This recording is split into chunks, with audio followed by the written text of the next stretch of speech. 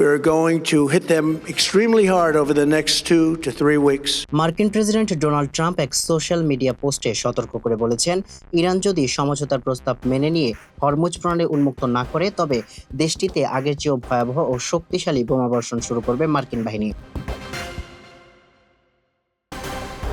অন্যদিকে ইরানের ইসলামী revolutionary guard corps মার্কিন হুমকিকে সরাসরি চ্যালেঞ্জ করে জানিয়েছে, তারা এই গুরুত্বপূর্ণ জলপথে নিজস্ব নতুন প্রোটোকল কার্যকর করেছে এবং মার্কিন হুমকি নস্যাৎ করে দিয়ে বাণিজ্যিক জাহাজের নিরাপদ চলাচল নিশ্চিত করা হবে।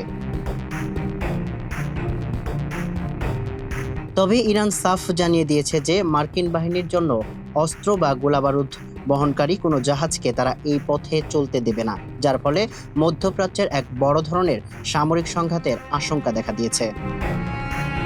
সামিউল ইসলাম, মানবকণ্ঠ।